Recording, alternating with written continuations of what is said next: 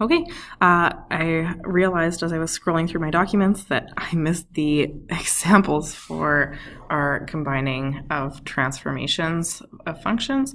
For whatever reason, these pages disappeared, so bear with me as we add to that lesson. You should be able to handle these for the most part. I think we kind of played around with them a little bit. But just in case, I'm going to run through them. Feel free to pause and attempt any of these on your own, and then check your answers with what I get. So when we look at example 1, it says here's a graph of f of x of y equals f of x. Sketch the graph of its image after a vertical compression. And again, I'm just going to highlight just for the sake of helping myself. By a factor of 1/3, then a translation up of 2 units. So remembering that the main idea we said was stretch and compress first, then translate. And so that's how it's listed here, so that's kind of nice. So I'm going to look, and I'm dealing with all vertical changes, so I can easily pick out my critical points. Well, I won't have any if I'm translating as well. But just to kind of highlight, vertical stretch and compression shouldn't change my x values. So those two should stay the same until I do the translation. So I'm going to do a midway drawing. So if I just do my vertical compression of a factor of 3, I'm going to move everything down by 1/3. So 1 becomes 1/3. 5 becomes 5/3. Critical point, negative 1/3. Critical point, positive 1/3, positive 1/3. Okay, and those are just my vertical compressions. Now I can go through and actually do my translation. And so I'm going to move it up 3. So 1, 2, 3. Means 3 1/3. 1, 2, 3, and I'm just doing it visually because I just find it a little bit easier on that front. So I'm doing it relative to other points now.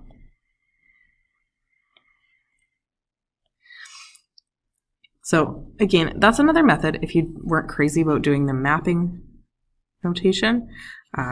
Do be familiar with mapping notation, but you can always do it this way instead. So, trying to do straight lines here, and there we go. You know, I'm going to fix this one. That's a pretty ugly line there. There we go.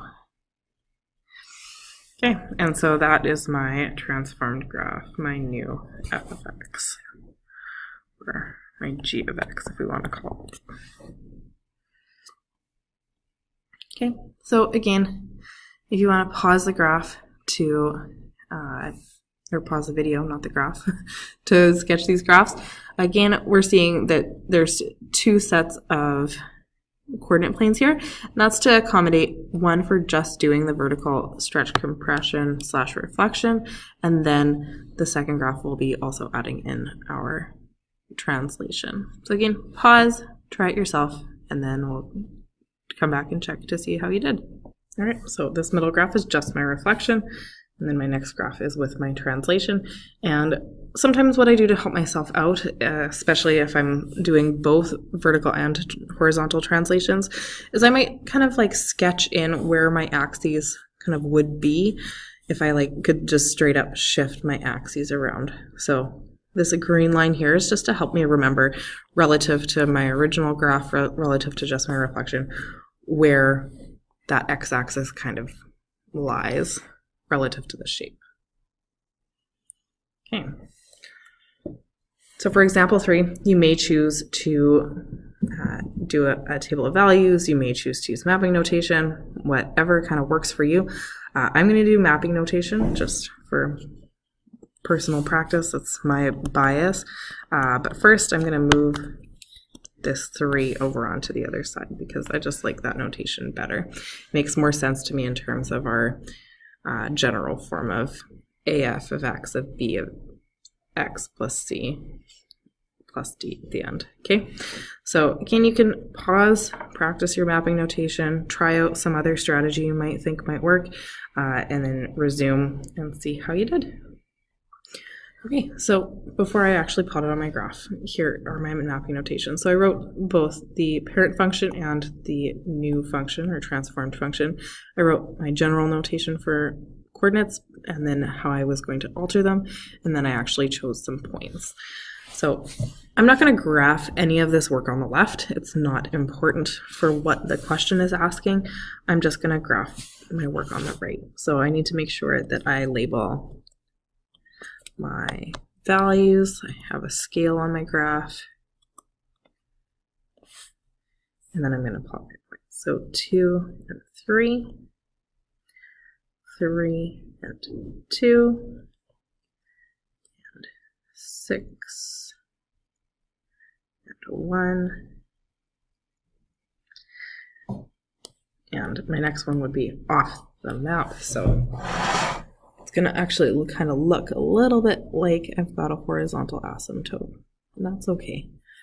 It will eventually cross because I know I don't have a horizontal asymptote in my original parent function.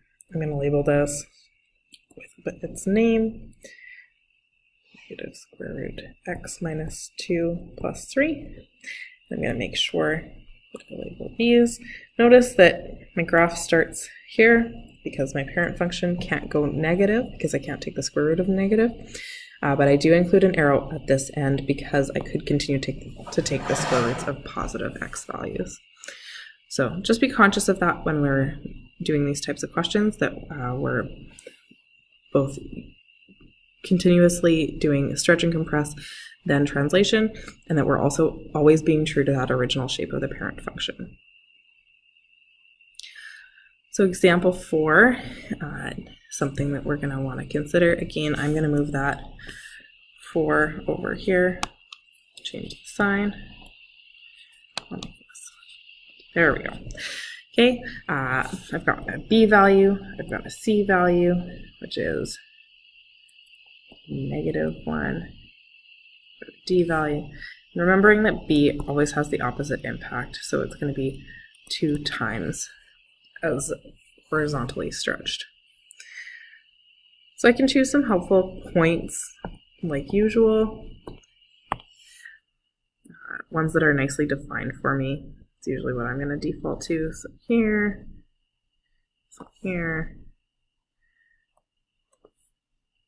these guys. Okay, and I'm also going to be conscious of my asymptote. So I have an asymptote at x equals 0, and I have an asymptote at y equals 0 right now. So when I'm going to do all these translations, I'm going to be conscious of that. And I'm going to actually remember that by shifting my axes over and doing that, again, that sketch in of where the imaginary axes are going to be now, and where my asymptotes end up. So c is -1, so that's left 1, which means horizontally we've moved over here. So x equals -1 is going to be one of my asymptotes. Vertically, I'm moving down 4.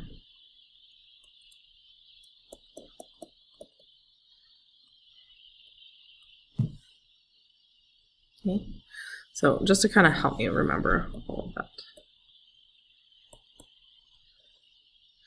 Okay, from there, I'm going to think out loud and just work with those points and move them individually instead of using mapping notation this time. So I was originally at -4 and -3, but I'm going to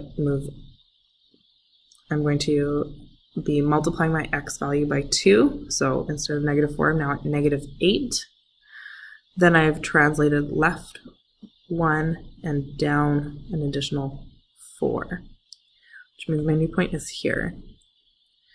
Conversely, I was at -1 before for my x value, so that's -2 now. And my original y value was at -6, so now I'm going to be at -10, so I'm going to 8 here.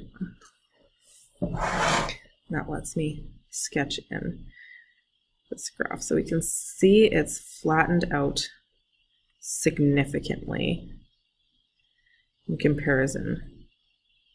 Oops, and I forgot to move it over 1, but so that point should have gone to -2, shifted left 1, and then down here. That looks better.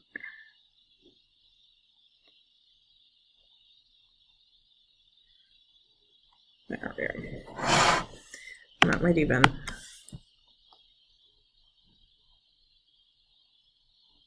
that's a little bit better. So again, being really picky on that shape is never a bad thing. Making sure it's still approaching my asymptote like it is here. Okay. And when I get up to this point, I'm going to do the same thing. So -2 gets me to 2, shift left 1 gets me back, and then down 4 gets me here. -2 horizontally, well, I'm at 6, so that would put me at 12. Subtract 4 is 8, so that's me here. Or subtract 1, so 11, and then down 4, so me over here. So it's off my grid, so I'm not even going to plot that right now. What instead I'm going to do is I'm just going to roughly sketch the rest of that shape. Okay, you could have chosen another point, like maybe like this one here, this one here. Okay, it's completely up to you. But only plot points that are actually on your coordinate plane. And so this is my new function.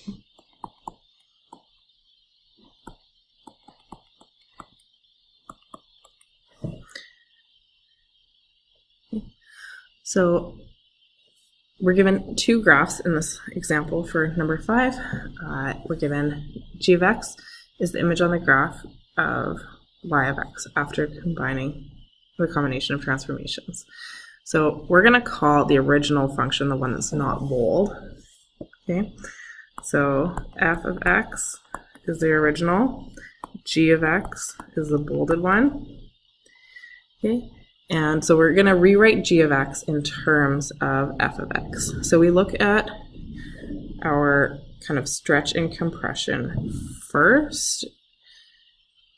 And so we've got from our local maximum to local minimum is going to be kind of what I use to determine my stretch and compression. So vertically, I'm going 1, 2, 3, 4, 5, 6, 7, 8 in g of x. I might just keep track in a table just for the sake of organizing my thoughts.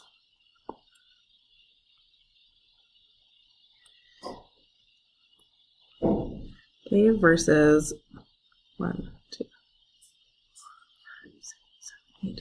So that's 16 because it's down to the same point. Okay, horizontally, they go from 1, 2. So 2 here versus 2 here to the middle. So that hasn't actually changed. So nice, we don't have a b value. We do have an a value. We go to half of the amount. So a is going to be a half. We can see it's not reflected, so that's good. We've got some nice symmetry in it, so we're going to assume that horizontally it's not reflected either. So then it's just a matter of looking at shift. So if we shrunk everything down, this would have gone here. And these would have gone here. That would have been my original kind of change in height. So then if I have to shift it downward, well, this point needs to go down and over. It needs to go down 1, 2, 3, 4, and left by 2. So my vertical up and down, I'm going to go by -4, and my horizontal left and right, I'm going to go left or negative by 2. And so B is non-existent. This is going to be C, and this is going to be D. Based on these values and looking at how that can change, how I can create that new shape from the old one, that's where I'm going to get my new equation. So I'm going to write it in terms of g of f of x instead. And what I'm going to do is I'm going to implement all of these values. So half of f of x plus 2, because remember opposite signs for c, and then subtract 4. And that's equal to g of x. So that would be my final answer. So now that's all the examples that we have for this lesson. I hope that that helps. And if you have any more questions about this particular example and that kind of going from the graph to an equation, it can be a little bit trickier. The last step that they ask you to do is verify, and we can always do that by choosing some points. So again, I did that originally by designating some. I chose my shifts using a minimum, so I might choose a maximum then to test out. So originally, if I had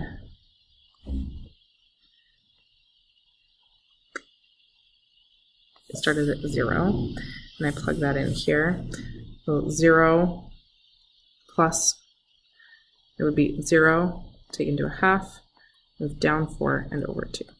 And there we go. So verified by checking with other points.